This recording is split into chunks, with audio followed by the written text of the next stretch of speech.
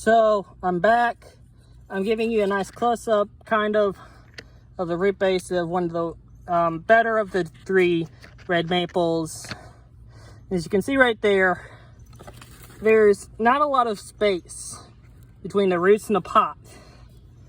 Also, the roots generally tend to rotate around the pot instead of growing outwards with larger trees, because they generally just they're much stronger. They're not exactly putting out roots outwardly,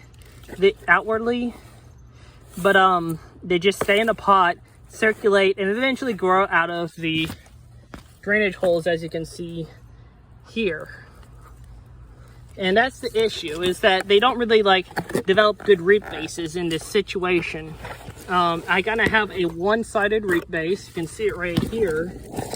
And then on this side, I can get it. There isn't really any roots, and that's kind of the issue. Is you don't really have any roots all the way around the trunk like you might on larger trees like the red maple. That you want, and that you'll be more likely to get with a in-ground without pot method with larger trees. But this will work really good with dwarf trees though, like a Seinu elm, because they don't really take over the pot so quickly, but they still take advantage of the drainage holes, but they're not exactly so aggressively growing that they outgrow the pot quickly. But they still take advantage of the ground growing, which is good.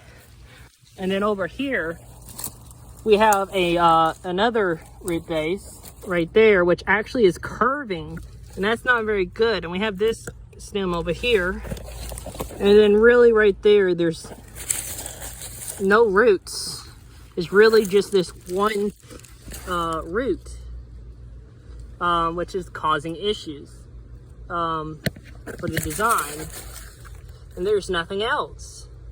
And that's the issue with the in-pot method for larger trees, is they outgrow the pot. They have circular roots, so they're not exactly developing a high-quality root system that you want. So with trees like this that grow massive, you want them to have the room to allow the roots right here, that instead of growing out here, instead hit this wall and start curling. So they're not exactly doing anything good for the plant. They're just curling around the pot. And that's what happens, is you don't really get the quality root systems that you want, which on this tree, I actually got pretty lucky. It's also the nicest trunk on all the three of them. I mean, I have this back issue, but on the other side, I have a absolutely beautiful root base. But that's 1 out of 3, which is 1/3 of the production. So that's not a very good rate. I mean, this is the first time I've done it, so I can't really speak on a larger scale, but this is an issue that seems to be quite the issue.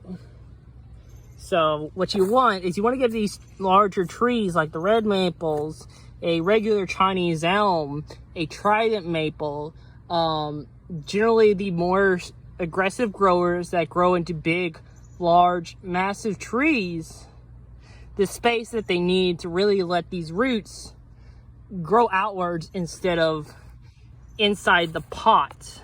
With a dwarf tree like the Seinu elm, a Yatsubutsu tree, they generally will stay, even if you don't put them in the ground, they're not really going to outgrow a 3-gallon, 5-gallon pot like this very quickly. And you put them in the ground, they'll actually start growing aggressively, and they'll generally just eventually meet the size of the pot. So I hope you guys enjoyed this. I'll be covering field growing in depth a lot on my channel. If you like this video, give it a thumbs up. If you really like my content, subscribe below, hit the bell notification, and see you on the next episode of Seinu Gardens. Thank you. Bye-bye.